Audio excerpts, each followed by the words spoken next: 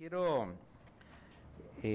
expresarles la más cordial bienvenida a este evento en el que vamos también a darle la bienvenida a un libro extraordinario, lo más actualizado, lo más innovador en el análisis de la relación México-Estados Unidos, y el cual pues nos da no solo un extraordinario balance de esta relación, sino también la oportunidad de dialogar con ustedes y con otras personas seguramente en el camino que están interesadas en esta relación y sobre todo en el entendernos en la nueva etapa, que yo así le llamaría una nueva estructura, más allá de las visiones de gobiernos o incluso de nosotros académicos. Hay una nueva estructura de relación México-Estados Unidos, de la cual pues muchos componentes decisivos los aborda el libro y del cual tendremos oportunidad de detallar.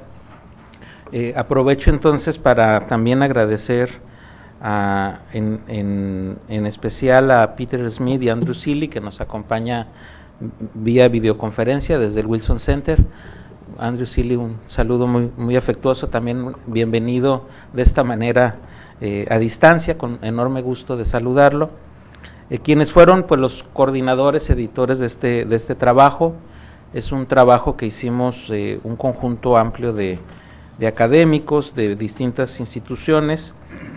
Cada uno de los capítulos fue construido con esta visión compartida de un académico mexicano, un académico de Estados Unidos, en un trabajo muy interesante, siempre complejo, y de que nos tomó pues más de 2 años, ¿verdad? el llegar a un trabajo de estas características. Entonces con ello pues lo que quiero subrayar es un producto muy bien pensado, muy articulado. Y termino esta bienvenida solamente señalando o enfatizando lo que comentaba hace un rato de la nueva estructura de la relación bilateral. Este es un tema, creo que nos va a acompañar ahora y por los años siguientes, y es que la interdependencia en muy distintos campos entre ambas naciones pues cada vez es más creciente, en lo económico, en lo demográfico, poblacional, en lo social, en lo cultural, ya en la dimensión política, como ocurrió ahora en las elecciones presidenciales recientes en Estados Unidos, pues hay hilos y hay estructuras que nos ubican en un tiempo muy diferente al que teníamos hace 10 o 15 años en la relación bilateral, y nos obligan a pensarnos de manera coherente con esa nueva estructura. Entonces ese punto solo lo dejo indicado. Es una ruta, es un desafío que obliga a construir los nuevos parámetros de la relación, incluso la nueva institucionalidad de la relación. Yo simplemente dejo la pregunta: ¿cómo se va a gobernar o cómo se gobierna esta frontera cada vez más interdependiente y cruzada, interactuante? ¿Cuál es la nueva institucionalidad que necesitamos, solamente pensando en la frontera, pero también en la dinámica de las dos naciones? Entonces hay grandes temas, grandes desafíos que están en buena medida esbozados, dibujados y analizados en el libro. Entonces yo hasta aquí dejo mi comentario. Les reitero nuestro agradecimiento a todos ustedes por acompañarnos en la presentación de este texto, que también haremos algo en California, también en los próximos días, y seguramente haremos algún trabajo de presentaciones mayores en otros lugares de México y de Estados Unidos. Entonces, bienvenidos nuevamente, en particular a mis colegas que son autores y que están con nosotros. Peter Smith, muchas gracias nuevamente, Peter.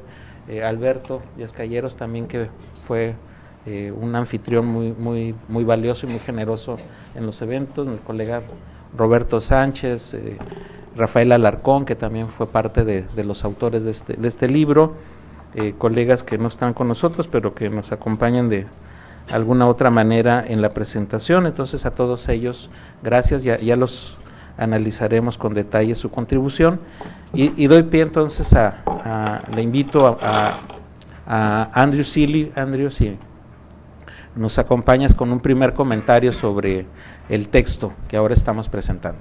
Bienvenido, Andrew, adelante. Ay. Gracias, Tonatiuh.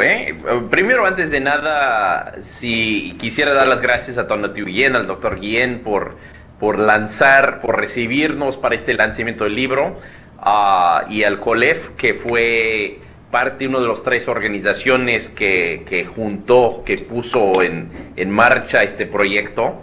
También a Peter Smith, que fue el editor principal del libro, y ahorita van a escuchar de Peter, al doctor Peter Smith y el doctor Alberto Díaz Calleros. Gracias, Alberto, que realmente fue el anfitrión para la primera reunión del grupo y gran parte de sacar este libro también, y todos los demás autores. Yo creo que es significativo. Yo voy a ser muy breve, y yo quisiera decir que, aunque con cierta ironía, porque estoy hablando desde Washington, D.C., pero es muy significativo que este libro se está lanzando en Tijuana y luego en San Diego la siguiente semana, y no en Washington ni en la Ciudad de México.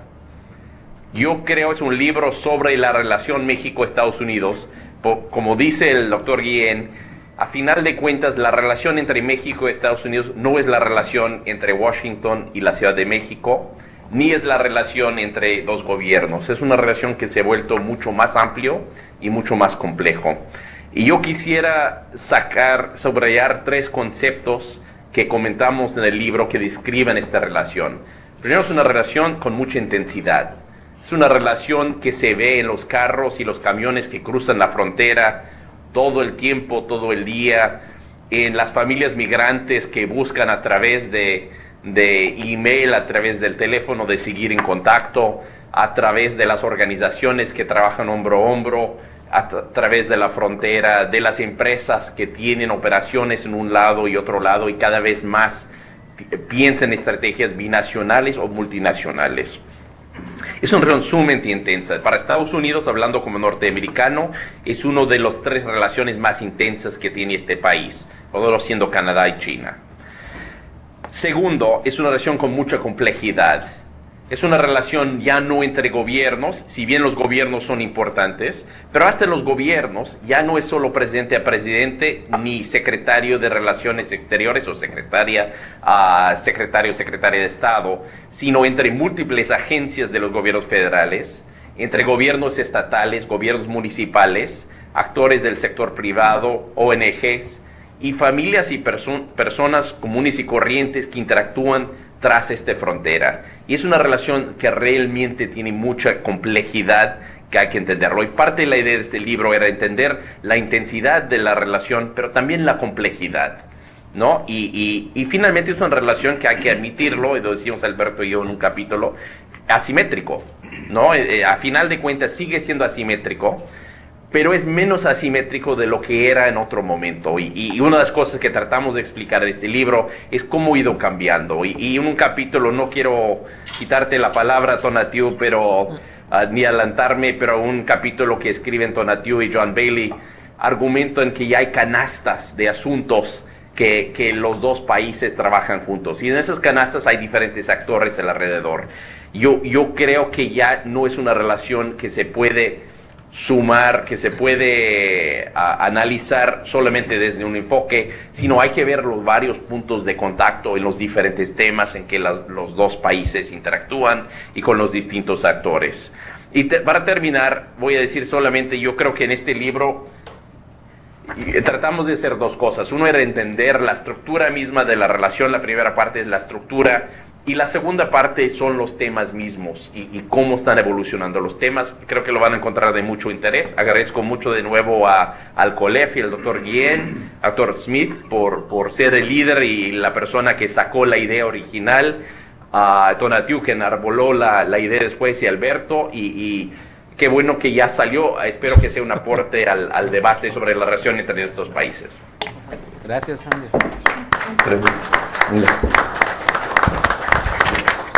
Muchas gracias a Andrew Seeley por esa reseña. Invito también a nuestro colega Roberto Sánchez a que nos haga también un comentario sobre el libro y en especial la temática que estuvo abordando él con otro colega también. Bueno, muchas gracias. A mí me tocó participar en la dimensión ambiental. en conjunto con Steven Mume, profesor de la Universidad Estatal de Colorado, que por muchos años ha trabajado este tema en la relación México-Estados Unidos. En los pocos minutos yo quisiera hacer una breve reflexión sobre la parte ambiental y luego algo sobre el libro mismo. La parte ambiental ofrece quizás una de las mejores alternativas en términos de colaboración entre los dos países hasta ahora. En algún momento de las época difícil de la relación México-Estados Unidos, por ejemplo, en los 80s, mediados de los 80s, la parte ambiental fue básicamente el único tema en donde había acuerdo entre los dos países. O sea, había desacuerdo en la política en América Central, había desacuerdo en términos de migración y otro de los temas coyunturales, pero la parte ambiental empezó a construir una infraestructura de relación entre los dos países que le permitió solventar, cuando menos presentar una cara positiva de la relación entre los dos países. En el artículo que viene en el libro, bueno, lo que hacemos es una recopilación de cómo es esa estructura de colaboración entre los dos países en la dimensión ambiental, pero empezamos a ver también cuáles son los problemas emergentes. Y es que la relación entre los dos países en la dimensión ambiental está cambiando conforme cambian las sociedades y conforme cambia la propia frontera. Y entre los temas emergentes hay un tema en particular que me parece vale la pena resaltar, es el caso del agua, por ejemplo, que si bien es históricamente uno de los temas más antiguos de la relación entre México y Estados Unidos en la cuestión ambiental, los cambios que se vienen hacia futuro en términos de problemas emergentes dentro del contexto del cambio climático, por ejemplo, le da otra dimensión al agua.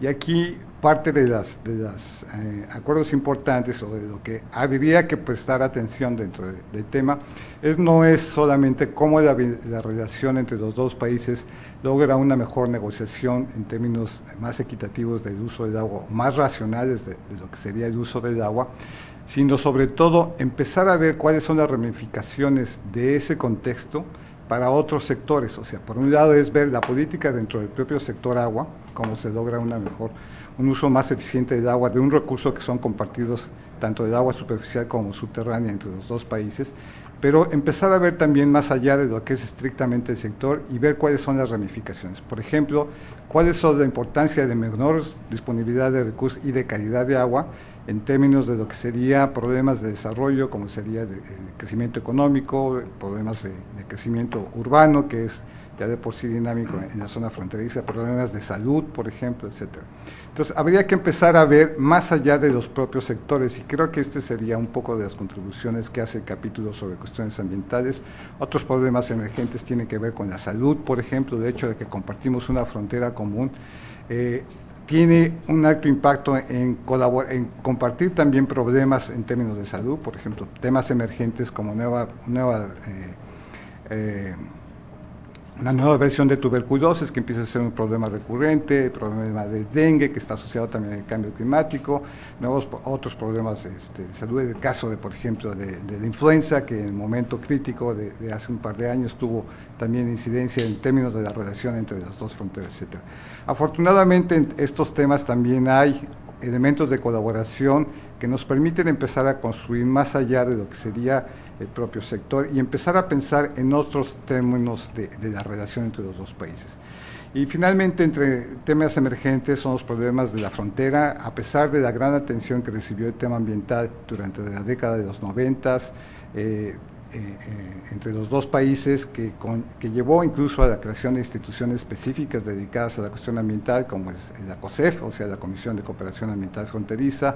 De alguna manera, la Comisión de Cooperación Ambiental, con sede en Canadá, en Montreal, pero que toca el tema ambiental entre los dos países, que se derivó de la negociación de NAFTA, en NatBank, por ejemplo, que sigue operando en términos de buscar una solución a este tipo de problemas.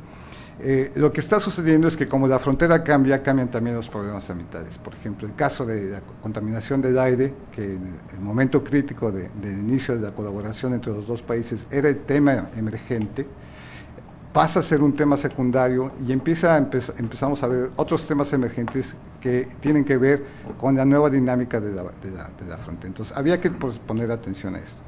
Mi último comentario tiene que ver un poco más ya con el contexto del libro en sí, ¿Y qué podemos extraer en términos de lecciones aprendidas del análisis que presenta el libro, no solo en la cuestión ambiental, sino en general en todos los otros temas o en los elementos de la estructura?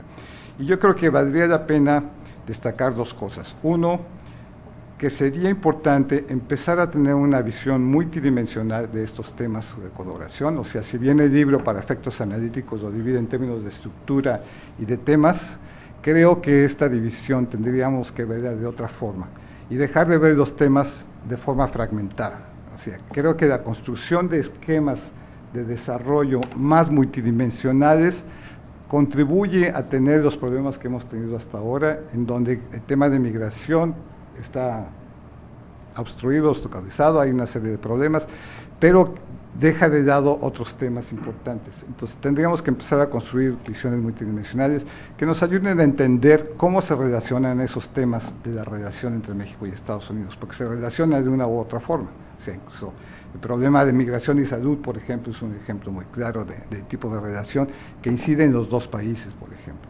Entonces había que construir en ese sentido. Y en esa dirección lo que es muy útil es tener una visión más operativa del tipo de relación y de actores que se intervienen en cada uno de los, tanto en forma estructural como de una forma puntual en términos de la relación entre México y Estados Unidos o la colaboración en la frontera. Y aquí creo que hay algunas lecciones aprendidas que son importantes. Por un lado está la colaboración formal, por ejemplo, la que se establece en términos ambientales o en términos de comercio, en términos de transporte, de seguridad, etcétera, que de alguna forma tiene virtudes, pero también tiene limitantes importantes. Habría que aprender de cómo estos actores han aprendido a colaborar, cuáles son las lecciones aprendidas de esa colaboración, cómo podemos superar obstáculos y cómo podemos construir otra colaboración más acorde al siglo XXI de las nuevas realidades, tanto de la relación binacional como de la relación fronteriza. Pero el otro tema que poco atención se le da con frecuencia es el de las relaciones informales. Y para el caso de la frontera, estas relaciones informales son realmente importantes, porque son las que mantienen el día cotidiano de la relación entre los dos países y entre las poblaciones de ambos lados de la frontera. De hecho, en algún estudio que hicimos hace algunos años sobre las relaciones formales e informales entre México y Estados Unidos y Canadá, para la Comisión de Cooperación Ambiental, encontramos que la relación informal es la que le da forma a la relación formal en muchos sentidos, es la que permite que sea operativa la relación formal en muchos sentidos. Entonces, quizás pensando en el siguiente libro, habría que empezar a ver más allá de lo que hemos hecho hasta ahora en términos de estructura y de temas, y quizás voltear a ver hacia cuáles son los elementos que nos permiten ser más operativos en el diseño de política pública, por ejemplo, de cómo mejorar la relación y ver cuáles son los elementos de lo que ya hay hasta ahora y de las lecciones que se pueden extraer de eso que hemos hecho hasta ahora, para pensar en el mediano y el largo plazo de cómo construir otra relación. Quizás ese sería el tema para el siguiente libro, el tomo 2 de lo que estamos Correcto. Gracias. Gracias. No sé si, Alberto, quisieras hacer el comentario del trabajo y de la parte que desarrollaron ustedes. Bueno, pues muchas gracias, igual que todos los que me han precedido, les agradezco a los coeditores del libro y a todo el equipo, que realmente fue todo un esfuerzo muy, muy interesante el llegar finalmente a este buen término, que es tener aquí un libro para presentarles a todos ustedes.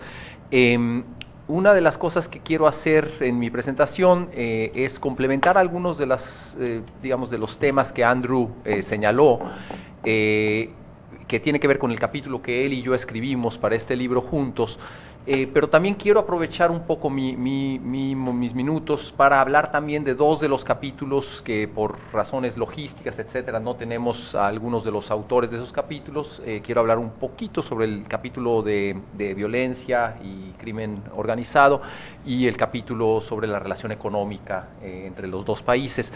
Pero entonces, digamos, para organizar mi mis pensamientos. Lo primero que quiero hacer es contarles un poco una anécdota sobre el libro.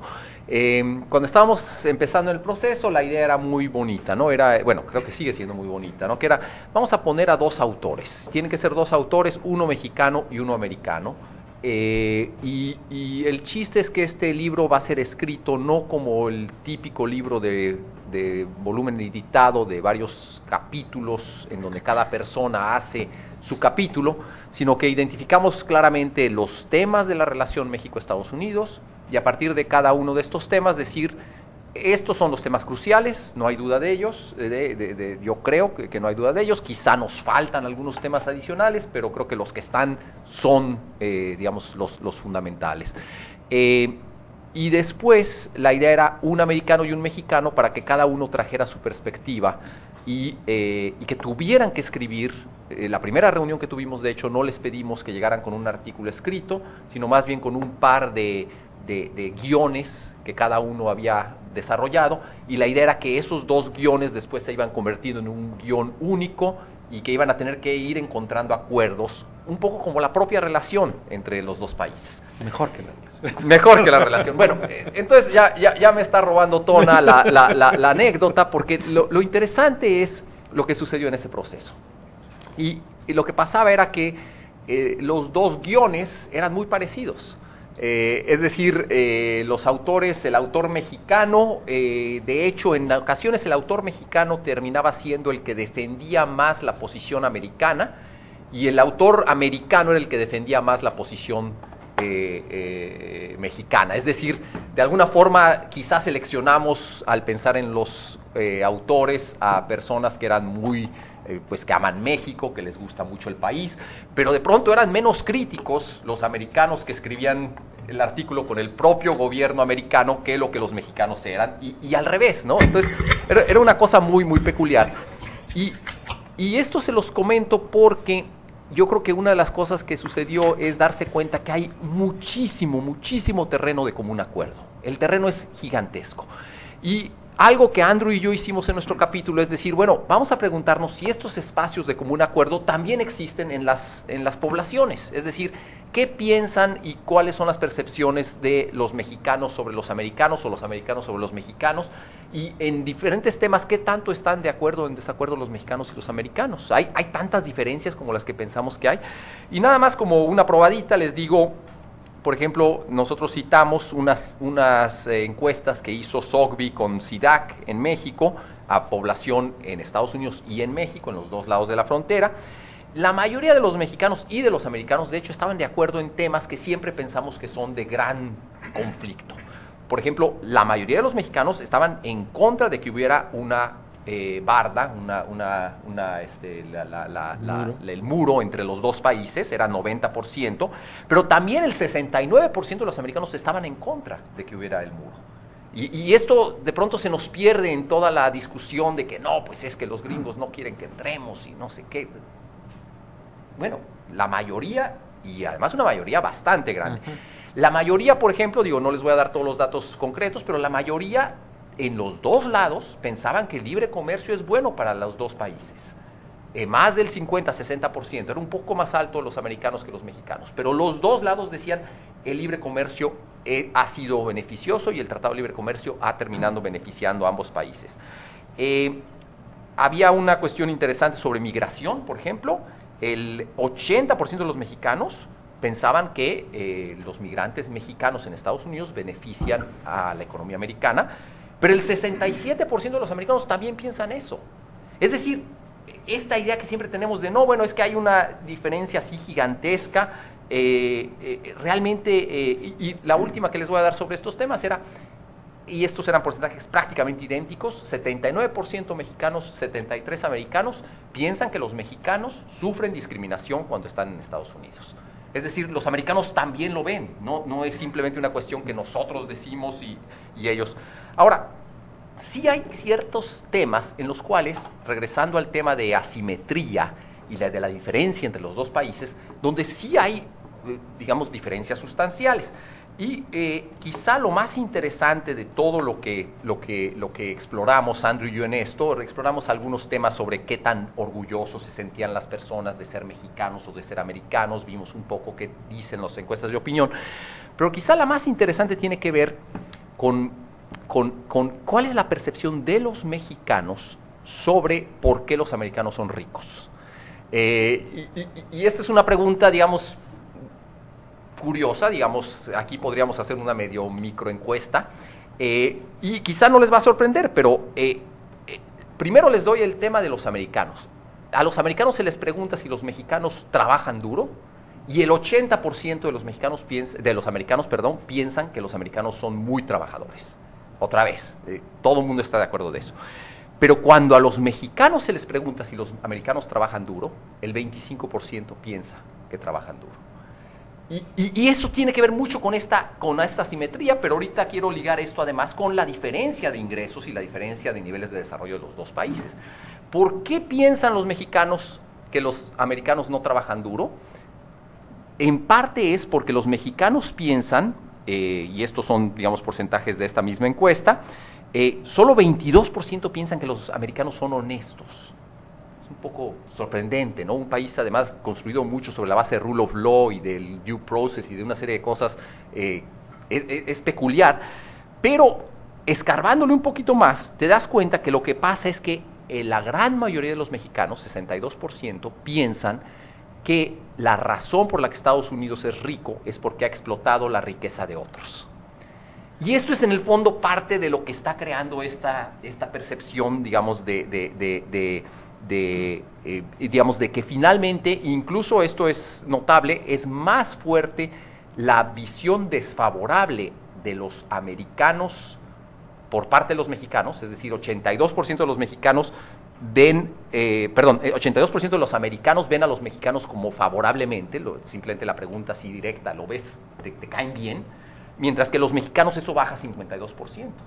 Entonces los mexicanos sí tenemos una desconfianza fuerte, pero proviene fundamentalmente, y ahí entra un poco al tema económico, al capítulo de Becker.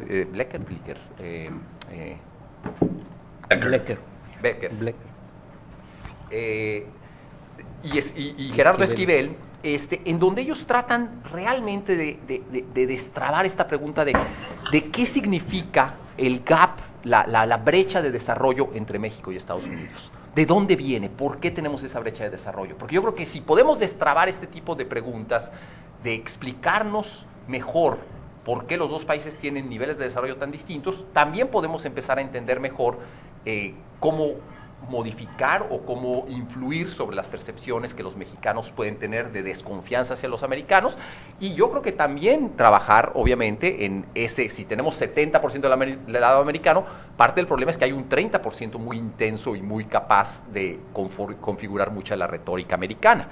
Entonces, lo que ellos dicen en su capítulo, que me parece otra vez darles un poquito el apetito de leer ese capítulo, es que cuando tratamos de ver lo que se esperaba del Tratado de Libre Comercio, había una, digamos, intuición muy básica. Tú permites libre comercio entre dos países, tiene que empezar a igualarse los niveles salariales, los niveles de inversión de un lado hacia el otro, tiene que haber una cierta convergencia, ese es el término que utilizan, en las dos economías. Las dos economías deben de ir gradualmente convergiendo a un nivel muy parecido de desarrollo.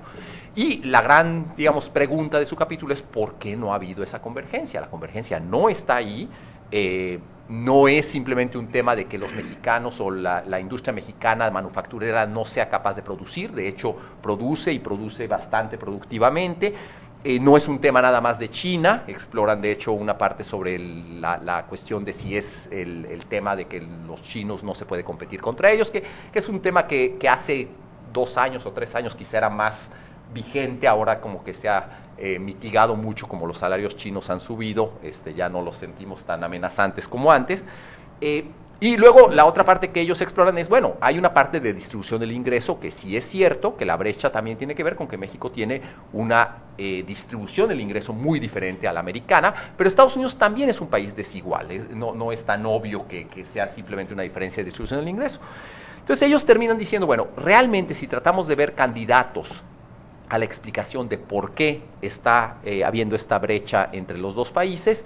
En última instancia, lo que tenemos es, ellos dicen, hay 3 factores, bueno, de hecho son 4, pero yo los reduciría a 3, creo que uno de ellos es el mismo factor, en donde realmente México, no obstante un tratado de libre comercio, no obstante los beneficios de la relación bilateral comercial, realmente no ha hecho bien las cosas. Y tienen que ver, primero, con que las reformas económicas del país, que se hicieron y digamos, fueron muy prestigiosas en el mundo, digamos, de los tomadores de decisiones en el Banco Mundial, internacionalmente, etcétera, esas reformas nunca generaron realmente condiciones de verdadera competencia en muchos sectores de la economía. Y creo que hay un consenso además muy fuerte en México últimamente, siento yo, en esa dirección, de que México sigue siendo un país de muchos monopolios, de muchos privilegios, de sectores económicos todavía muy protegidos.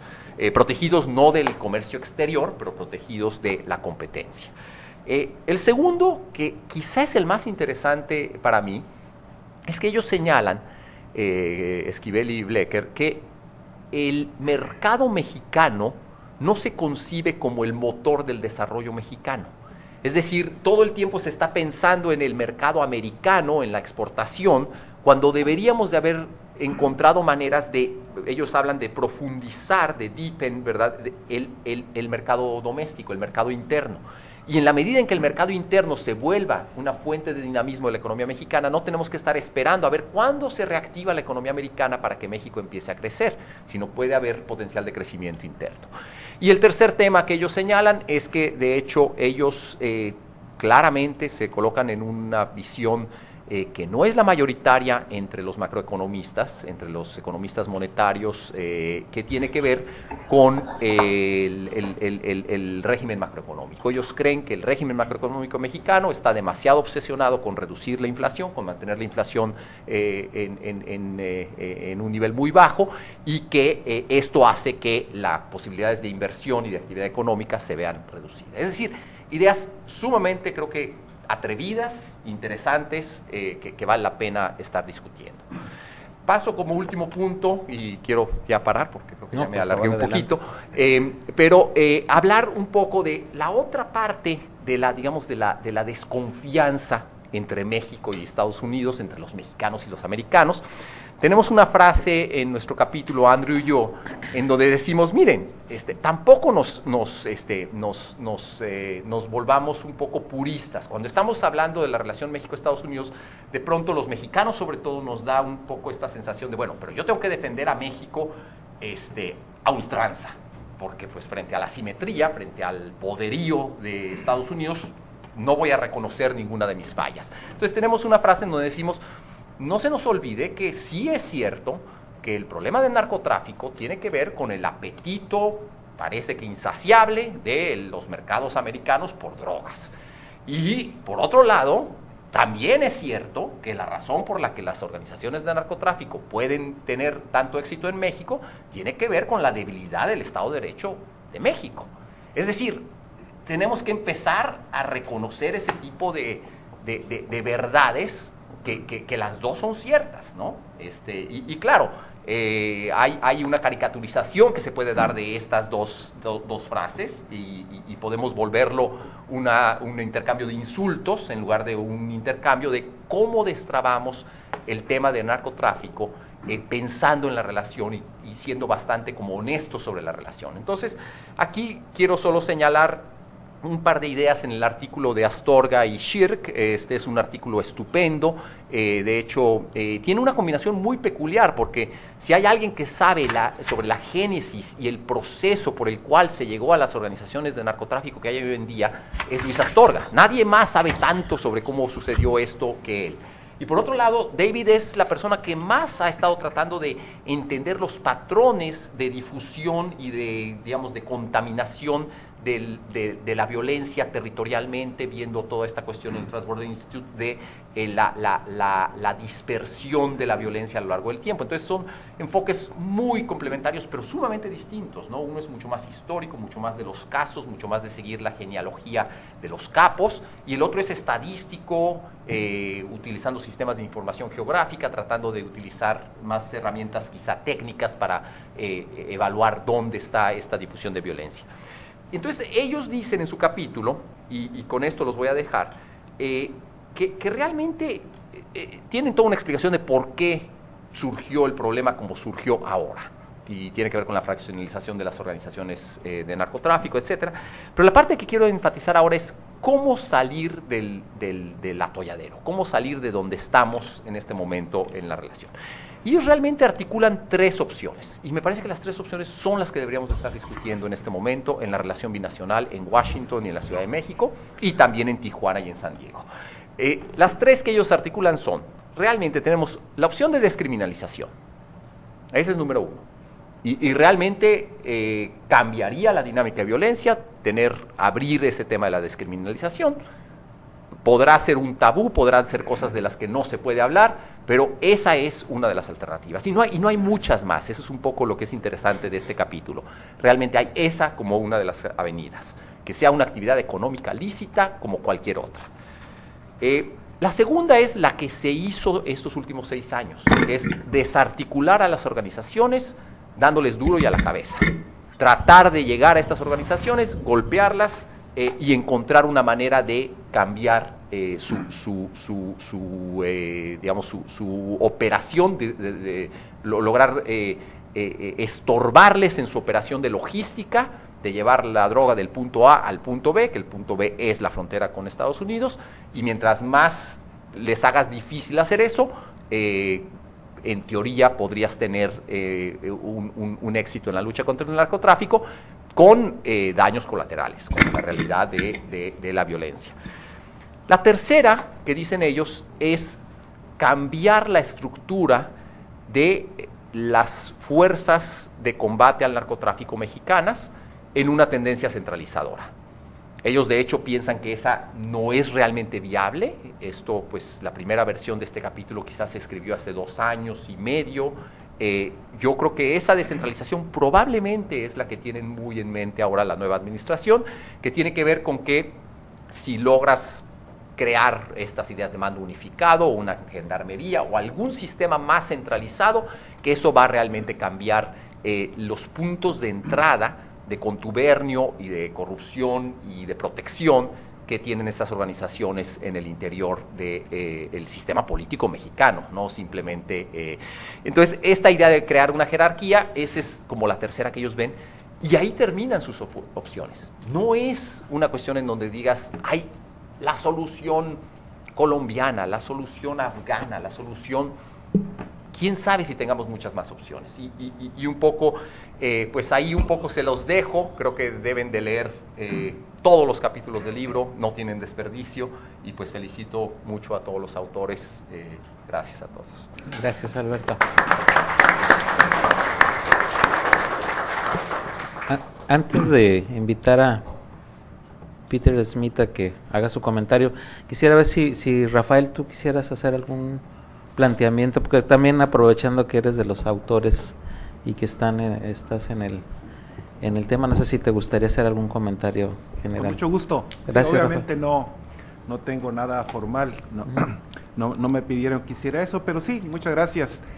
Primero tengo que decir que yo escribí el capítulo sobre la migración, lo escribí con mi colega David Fitzgerald, que es profesor en UCSD, y lo que decía Alberto de que si era un mexicano y un estadounidense, probablemente David es más mexicano que yo, así que eso es interesante eso, pues los puntos de vista probablemente eran muy similares, además la ventaja es que somos buenos amigos. Entonces, creo que para mí fue una experiencia muy interesante. Analizamos primero la política de inmigración de Estados Unidos, en la pregunta central si México realmente debe de tener una relación especial con Estados Unidos, porque en el tipo de las visas bajo el sistema de cuotas, México recibe cada año sus 25,000 visas de inmigrantes, igual que cualquier otro país, ¿no? Y México y Estados Unidos comparten una frontera, hay una historia de migración de más de 100 años, entonces hay elementos allí interesantes para debatir. Curiosamente, cuando lo escribimos y era el intercambio con Peter de que enviamos una versión, nos hacía correcciones, venía para atrás, proceso un poco largo pero muy interesante. Sin embargo, David y yo no anticipábamos que iba a venir el 5 de noviembre de 2012 con las elecciones de Estados Unidos que cambiaron los términos del debate. A mí me parece que ahora es un Estados Unidos diferente, por lo menos en la relación con sus inmigrantes indocumentados. Antes eran los criminales, eran los que vaciaban el dinero de las ciudades y los condados para los servicios sociales, eran los que quitaban los trabajos a los inmigrantes. Ahora el grupo de los ocho senadores, ven hasta una ruta para la ciudadanía, para los indocumentados, por los resultados de la elección, ¿no? 70% de los latinos votaron por Obama y eso ha cambiado el panorama. Entonces, esto me parece interesantísimo. Nosotros analizamos pues la relación entre México y Estados Unidos. Además de la política de inmigración de Estados Unidos, analizamos también la política de emigración de México, que es obviamente también un aspecto fundamental. Y algo que pocas veces se discute en la relación entre México y Estados Unidos con respecto a la migración, y es lo de la migración en tránsito, ¿no? Los centroamericanos especialmente, que tienen que cruzar por México para llegar a Estados Unidos. Ahí decimos nosotros que mínimamente este debe ser un problema bilateral, por lo menos de Estados Unidos. Y yo digo ahora mínimamente porque deberían de participar los países involucrados, ¿no? En Centroamérica. Pero parece ser que México como que aparenta de que controla la inmigración en tránsito sin la presión de Estados Unidos. Y Estados Unidos parece decir, bueno, eso es cosa de México, cuando es obviamente una presión de Estados Unidos para que México detenga a los migrantes en tránsito en México. Entonces decimos mínimamente que esto se ponga sobre la mesa. Yo creo que en esta relación, al final, creo yo que los puntos que discutimos al final podrían ser útiles en esta nueva discusión, si va a haber o no una reforma migratoria. En esto de la relación especial, por ejemplo, les doy un dato. En el sistema de cuotas para la reunificación familiar, si hay hijos de mexicanos que son hijos de estadounidenses, tienen que esperar 19 años para que se procese su visa. Obviamente, esto es una invitación a ingresar ilegalmente a Estados Unidos. 19 años. Entonces, esto me parece que debe de replantear para Estados Unidos un nuevo punto de vista en su relación con México. No hay que tratar de nuevo, yo creo, el problema de la inmigración con México como una relación especial, como se hacía en los 70s o antes de los 70s. Y yo creo que también la cuestión de la migración en tránsito es otro problema que debe de ser tratado también por México y Estados Unidos, dado que no es solamente un problema de México. Y yo creo que el artículo, revisamos las últimas estadísticas, los últimos datos, los últimos debates que hay sobre esta relación entre México y Estados Unidos, y yo creo que es un buen capítulo, como son todos los demás. Ya también he leído algunos, y yo creo que este libro es algo que es un aporte en este momento muy útil para todos. Muchas gracias. Gracias a ti, Rafael. Pues ahora sí, don Peter Smith, muchas gracias. Bueno, muchísimas gracias. Es un gran honor para mí participar en esta mesa, y les pido a todos disculpar mis acentos múltiples en castellano y en español también. Y la pregunta que quisiera plantear, ¿por qué este libro? bueno, porque somos amigos, queríamos aprovechar, digamos, una serie de reuniones sociales para tomar cerveza mexicana y vinos de California y hacer, digamos, la cosa académica más o menos en una forma respetable. Pero más o menos también pensábamos que era necesario, era un momento muy fructífero para un libro sobre la relación México-Estados Unidos actualizado, más o menos, en los últimos años, que no había habido, cuando menos, una publicación así, que ofrece una visión más o menos coherente y redonda, no solamente de unos elementos en la relación, sino el conjunto de elementos en la relación y las posibilidades que hay para cambios y innovaciones. Pensamos que también con un nuevo presidente aquí en México, con la elección del 5 de noviembre de 2012, que tal vez haya, digamos, cambios importantes políticos en Estados Unidos, que nos ofrece una oportunidad para lanzar un análisis y una serie de sugerencias para la consideración, no solamente de los gobiernos centrales de los países, sino también de las autoridades políticas en todos los países y también organismos no gubernamentales y todos los participantes en la relación que han señalado Andrew Seeley en su exposición. Así que ha sido el porqué del libro. Queríamos, en términos académicos, actualizar, digamos, la investigación y análisis del estado de la relación y también, en términos francamente políticos, aprovechar estos momentos para lanzar una serie de sugerencias. Además, existe una especie de convergencia de intereses entre los dos países ahora y también de percepciones, como decías tú, Alberto, que las poblaciones se ven en una forma más o menos fructífera para la búsqueda de soluciones nuevas a las políticas antiguas y los problemas a largo plazo. Ahora, cuando pensamos en el proceso de la relación, la búsqueda de soluciones nuevas, pensamos que uno podría analizar 4 niveles distintos. Primero, hay mecanismos de consulta, ¿no?, para un diálogo fructífero y constante y continuo entre las sociedades y los gobiernos. Sí existen una serie de mecanismos, hay mucho diálogo. Análisis de los problemas. Si hay diálogo, ¿cuál es el contenido del diálogo? Se ha analizado los problemas en una forma mutua que se presta a la búsqueda de soluciones positivas. Sí, el análisis de problemas sí, existe más o menos y pasa. El diseño de políticas mutuas y mutuamente beneficiosas, pensamos que falta mucho en esto. Digamos que claro que se puede decir, con respecto a migración hay problemas, ¿no? Todos reconocen los problemas, pero ¿qué es lo que se puede hacer?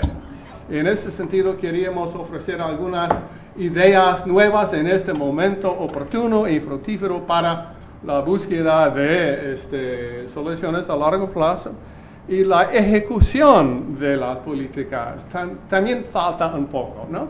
Cuando se piensa en el Telecán, por ejemplo, claro que ha habido resultados fructíferos y positivos, pero mucho que no se hizo, también con respecto a otros.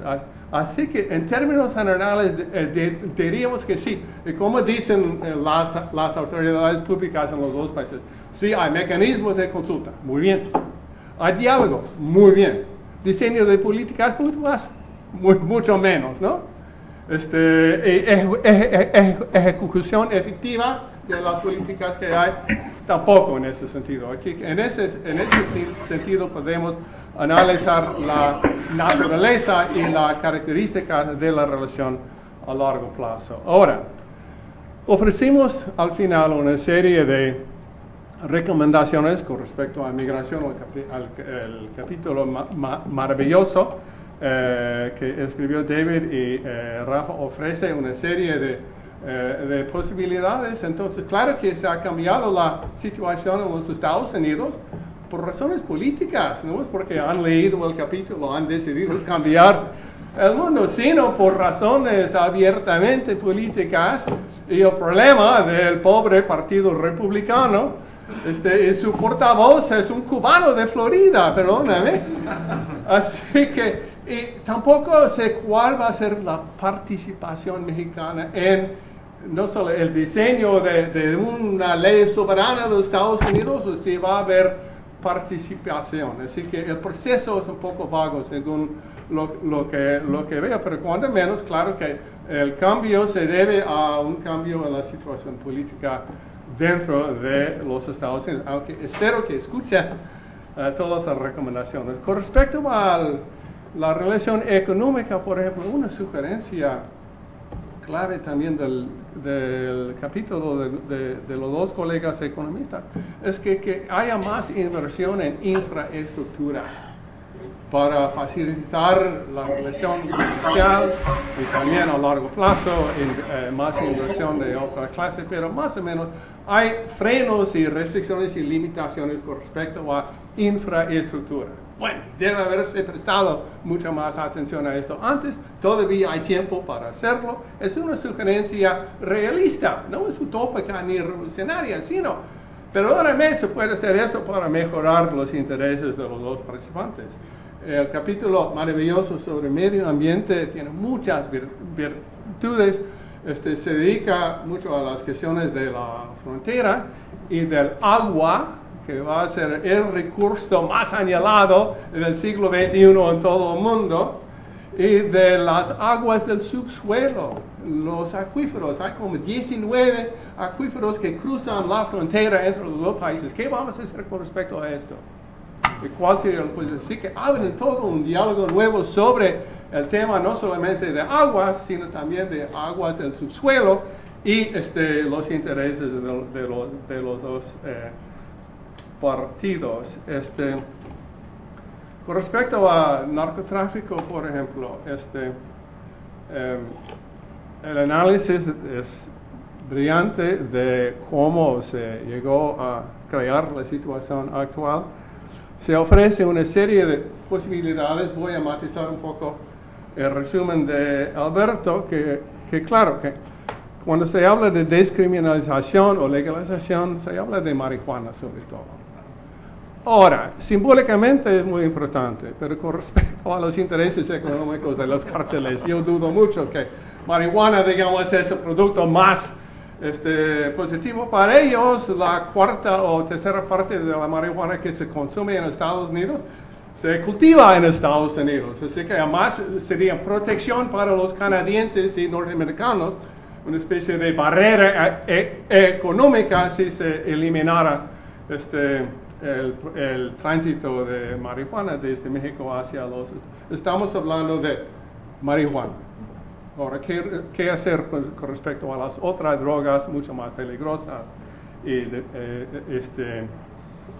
difíciles? Bueno, primero, otra recomendación es que se presta más atención al lavado de dinero y la venta de armas. Claro, cosas que el flujo desde Estados Unidos no solamente hacia México, sino también hacia otros. Ahora se dice que, bueno, hay una ley, tenemos esta asociación, la National Rifle Association, que es muy fuerte, etcétera, que nos prohíbe de tomar leyes y crear estatutos nuevos. Perdónenme, hay que ver voluntad política en los Estados Unidos para frenar y reducir esta cosa.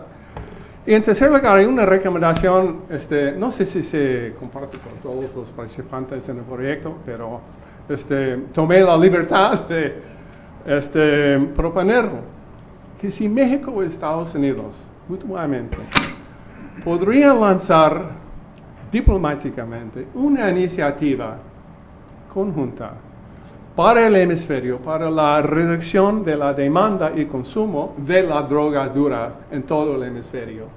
Cambiaría, digamos, en cierto sentido, la definición internacional de qué es el problema. No solamente se podría enfocar sobre el mercado en Estados Unidos, sino también en el Brasil, en otros países donde el consumo crece. Los tratados internacionales hasta el momento suelen enfatizar la producción y el tránsito de drogas. hay muy poco con respecto al consumo. Si México y Estados Unidos podrían, como los dos socios más involucrados en este problema, lanzar una iniciativa para todo el hemisferio o a través de la OEA o no, una cumbre de las Américas o algo por el estilo, una iniciativa para una redefinición del problema y una redirección de recursos para enfrentar el problema clave que es la demanda. Si hay demanda va a haber producción y tránsito. Si se podría, cuando menos, rescatar a la juventud de todo el hemisferio y en cierto sentido tener un efecto positivo al respecto, pero podría ser muy interesante que una iniciativa mutua México, Estados Unidos, para esta clase de cosas. Podría tener un impacto, creo yo, no sé, a largo plazo. Pero en ese sentido lo que queríamos hacer en el libro era ofrecer, digamos, un aporte académico.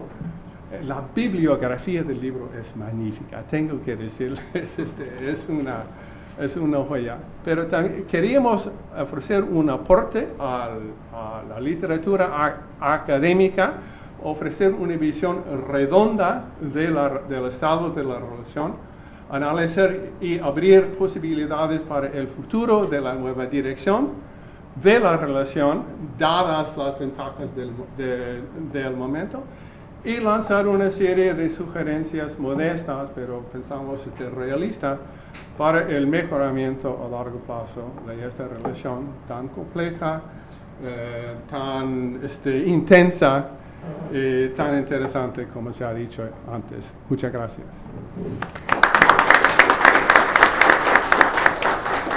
Muchas gracias a Peter Smith por sus comentarios y esa orientación a futuro. Tenemos un tiempo para comentarios, diálogos, preguntas, puntos que quisieran destacar de las personas que nos acompañan en esta sesión y creo que posiblemente de alguna conexión en internet. Entonces ahorita checo esta segunda posibilidad, pero por lo pronto pues les invito a comentar o opinar a preguntar del precio del gas. Adelante, por favor. ¿Tengo que hablar en el micrófono? Sí. Primeramente, pues felicitaciones por el proyecto, es un proyecto muy increíblemente interesante. Un poco, no sé, realmente cualquiera de ustedes se podría responder si hay tal vez, después de haber tenido toda esta visión, hay algo práctico que se esté planeando en hacer con toda la información que ahora tenemos nueva, parte del que viene de las investigaciones que se han hecho particulares. ¿Hay alguna propuesta para poner algo en marcha o algo práctico que se esté planeando hacer? ¿Alguna idea? No sé. Esa es para Andrew. Esa es para Andrew, sí. Perdón, ¿algo práctico en qué tema en específico, en toda la agenda? De la relación. En alguna, sí, por eso les pregunté en general, si en alguna, con todo lo que se ha hecho y lo que se ha investigado. Con todo lo que sabemos ahora. Ahora, si nos permiten, tomamos 3 preguntas, ¿no? y las integramos en una respuesta. Vamos adelante, todos a ser candidatos al Congreso en Estados Unidos, y vamos a ganar curules y desde esa posición ejercer mucho poder. Gracias. Si se identifican, perdón, también, sí. Sí, claro que sí. Soy la regidora María Luisa Sánchez, presido la Comisión de Asuntos Fronterizos. Yo quiero felicitarlos por el libro, felicitar a los autores. Muchísimas gracias al señor Guillén por la invitación. Un gusto. Y pues estoy a la orden y la verdad ahí en la Comisión de Asuntos Fronterizos traemos el tema de la migración, la verdad la traemos muy de la mano ahí, pues debido a las repatriaciones que se dan, y estamos haciendo mucho por los migrantes y por los repatriados, y el lunes por ahí van a tener noticias de algo que estamos haciendo en la Comisión de Asuntos Fronterizos, sí, en conjunto con el alcalde, y próximamente ahí se van a dar cuenta de lo que estamos haciendo. Y yo me tengo que retirar, a las 2 tengo una reunión, y es por eso que quería felicitarlos antes que nada. Muchísimas gracias. Le agradecemos mucho, regidor. Sí, muchas gracias. Con permiso. El doctor Alfredo Walde, por favor. Tengo una pregunta muy general y quizás no sea tan fácil responderla. Este es un libro sobre la relación entre México y Estados Unidos. ¿Cómo aparece la frontera en este libro? ¿Cómo pensaron, si es que la pensaron, o es una perspectiva más general donde la frontera en realidad tiene un papel secundario hasta cierto punto. Gracias, doctor Walde. Esa es para Peter. No tenemos un capítulo sobre la frontera misma, sino que dentro de los capítulos sobre economía, sobre medio ambiente, sobre todo sobre migración y narcotráfico, se incluye un énfasis muy importante. El capítulo que escribió Tona Chiu con John Bailey también tiene que ver con gobernadores y papeles de líderes a nivel municipal, etc. Así que está dentro de los temas. Pensamos que sería más interesante en cierto sentido analizarlo desde un enfoque temático que mejor que decir la frontera, pero está.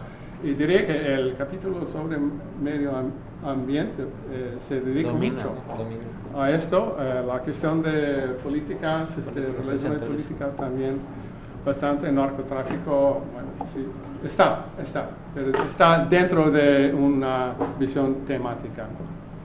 Gracias. Andrew, la parte más complicada para analizar, la parte instrumental. Bueno, nada más para contestar a mi amigo Alfredo, yo creo que es significativo que 2 de las 3 instituciones que auspician este libro están en la frontera. Y casi hice una suma rápida, creo que la mitad o casi la mitad de los autores viven en la frontera. Entonces, si bien no hay un capítulo sobre la frontera, yo creo que hay una óptica desde la frontera sobre la relación bastante fuerte en este libro, que quizás no siempre se encuentra en los tomos que se escriben desde las capitales, ¿no? Yo creo que es un aporte interesante. Alguna de la gente que vive en la frontera viene de otras partes. Algunos que vivimos fuera de la frontera, vivimos antes en la frontera, pero yo creo que la frontera es presente en todos los capítulos del libro de una forma que es poco común en los estudios de la relación México-Estados Unidos. Creo que son los aportes más interesantes, de hecho, a la literatura que se ve desde ahí. Algo que dijimos en unos capítulos es todos los temas de la relación México-Estados Unidos de alguna forma vienen a colarse en la frontera, tocan base, tocan intensidad mucho mayor en la frontera, se ven con mucho más intensidad, si bien se ven al interior también.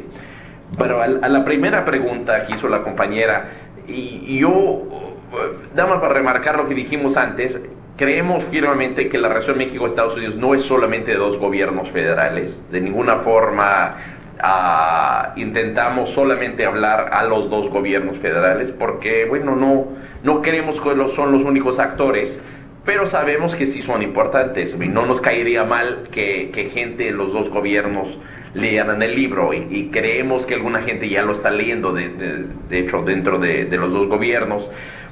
Por lo menos una persona me agarró, un oficial senior de la administración Obama me agarró la semana pasada, me dijo, ya lo estoy leyendo. Entonces, a ver, no sé si le cambió su enfoque del mundo, ni mucho menos, pero por lo menos ya lo está leyendo.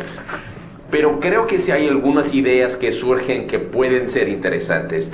Uno es, yo creo que una idea que sale, y otra vez trato de robar ideas de mi colega, amigo Tonatiuh y John Bailey, pero creo que la idea de que la relación sigue en las canastas, en distintas canastas, es importante, ¿no? Que cuando hay un problema en temas migratorios, no quiere decir que dejamos de colaborar en temas económicos, que hay diferentes. Yo creo que es una idea importante para los tomadores de decisión en ambos países entender eso, que una crisis en un área no debe, a final de cuentas, destruir toda la relación, porque son temas que se mueven en múltiples ámbitos al mismo tiempo.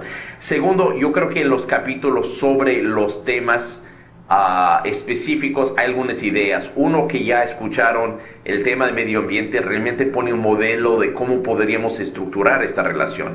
Es la parte más estructurada institucionalmente de la relación, y yo creo que ahí hay una muestra no se puede repetir lo mismo obviamente, pero hay una muestra de cómo ir institucionalizando cosas que se hacen ad hoc en otras partes de la relación. Y el tema de seguridad, la noción que tienen Luis Astorga y David Shirk sobre la necesidad de tener una estrategia mucho más enfocada en cooperación en seguridad, de ver cómo ir marcando lo que son los límites a la violencia, es un tema absolutamente clave.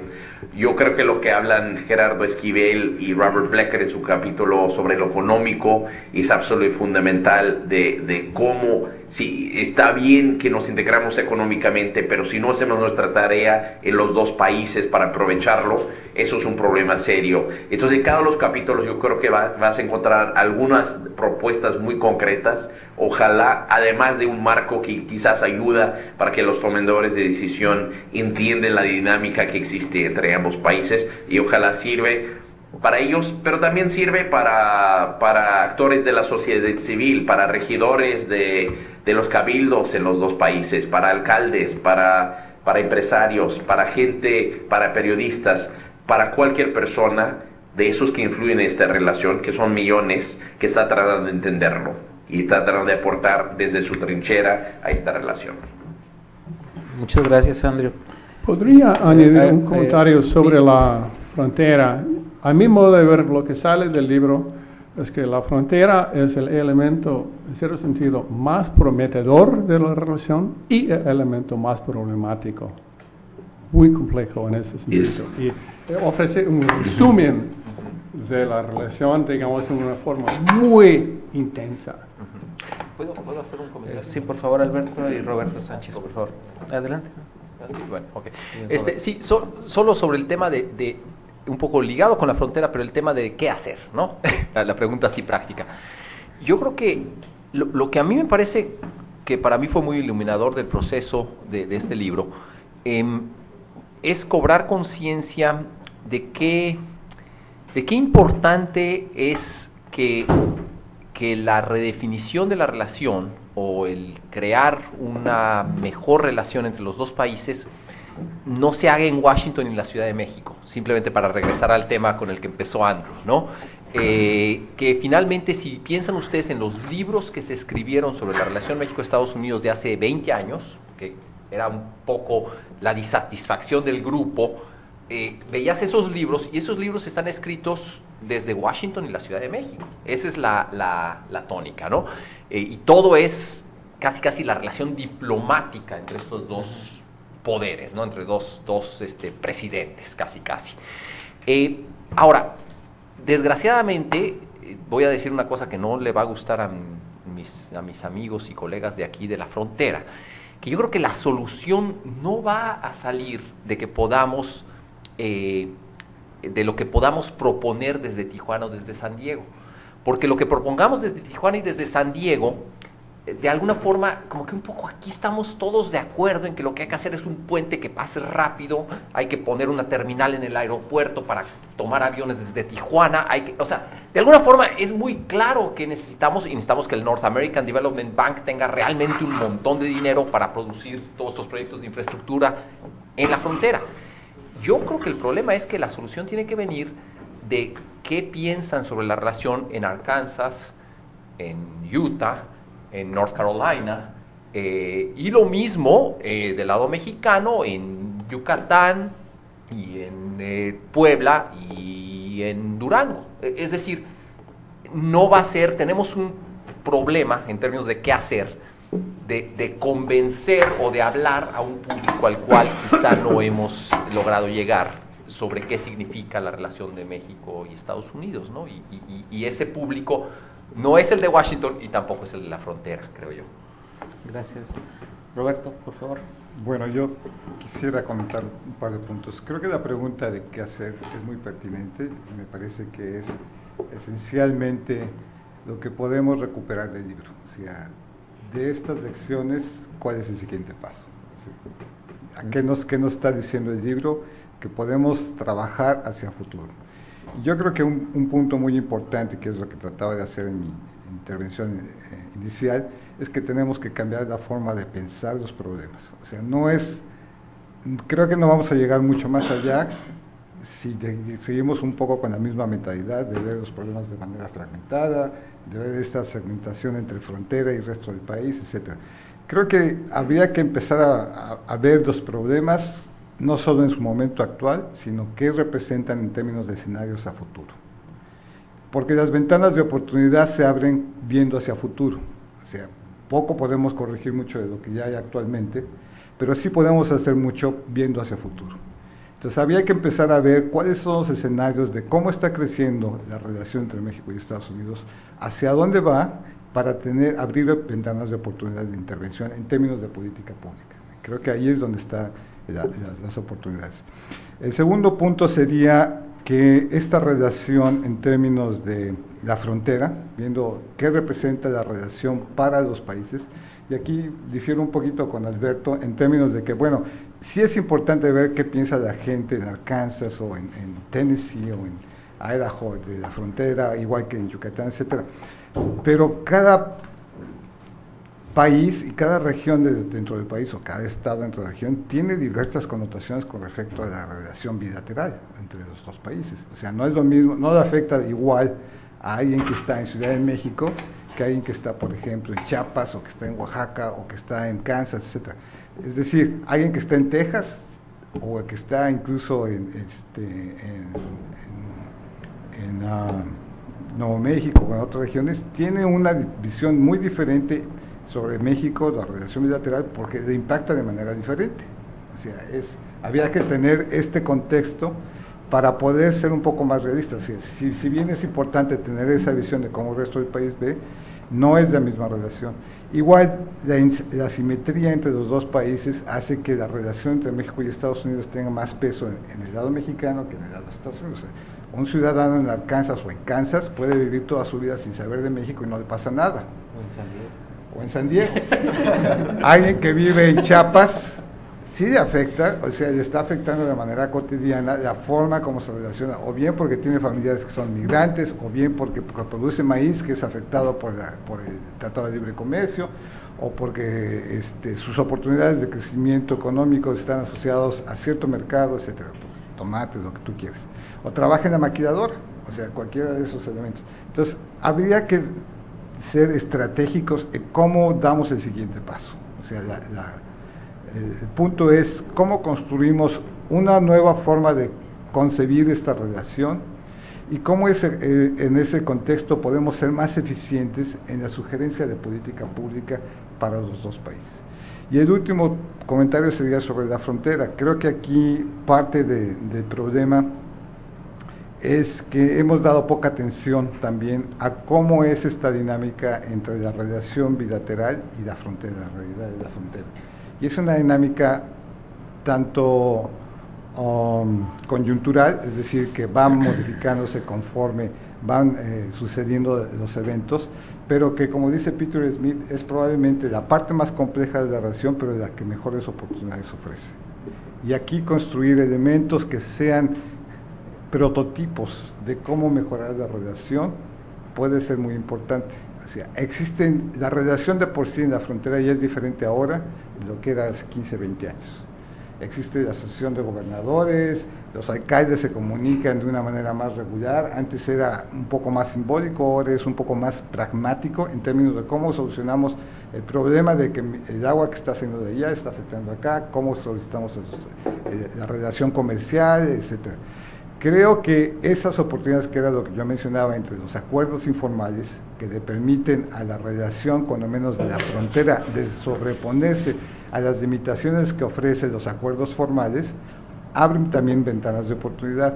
En el capítulo que nosotros tenemos, somos críticos de la estructura actual formal para solucionar los problemas ambientales. ¿Por qué? Porque a pesar de los beneficios que tiene esa estructura, es una estructura fragmentada y limitada. O sea, a pesar de los beneficios de que sí se han resuelto algunos problemas, es una visión un poco ad hoc de resolver los problemas como están siendo manifestados en el momento actual. No ve hacia futuro, no tiene forma de prever hacia dónde van los problemas y cómo creamos nuevos elementos de colaboración que nos ayuda, que sean preventivos, pero que además nos ayude a adaptarnos a circunstancias diferentes. Y así como crece la relación entre los dos países y crece la frontera, la dinámica es muy rápida, o sea, estamos acostumbrados a resolver problemas una vez que los problemas se manifiestan, no estamos acostumbrados a prevenir que sucedan los problemas, y creo que ahí están las ventanas de oportunidad. Discúlpame un ratito, solamente me quería presentar. Mi nombre es Verónica Pacheco, soy estudiante de la Universidad de California, Los Ángeles, y estoy como pasante este año en el Centro de Estudios Mexicanos Americanos en la Universidad de San Diego. Muchas gracias. ¿Algún otro comentario, pregunta? Si no, a mí me gustaría pues cerrar la presentación del libro, primero subrayando que es un material extraordinario, que no buscó construir recetas, sino construir las visiones y el análisis de la relación bilateral. Y creo que hay instituciones como COLEF que hemos estado muy metidos en la frontera toda la vida. Vamos a seguir trabajando intensamente con el tema de la frontera y la relación bilateral, pero sin duda este libro es un mapa de navegación, ¿no? de la relación en grandes trazos, y es un mapa actualizado, porque también se nos movió mucho la relación, entonces es un mapa actualizado, y ahí la promesa del tomo 2, pero pues esa la haremos posteriormente. Y reitero el agradecimiento a Andrew y a Peter Smith, Andrew Seeley y a Peter Smith por la coordinación, que fue un trabajo extraordinario. Alberto subrayaba que la colaboración fue muy fructífera entre los autores. Yo añado a la metáfora y al comentario que al final resultó una experiencia ejemplar de colaboración bilateral. Ojalá si fuera todo, pero resultó ejemplar porque las ideas, las relaciones, el trabajo fluyó de manera muy eficaz, entonces, y al final con un producto extraordinario. Y termino pues haciendo también agradecimientos a todos ustedes por su compañía.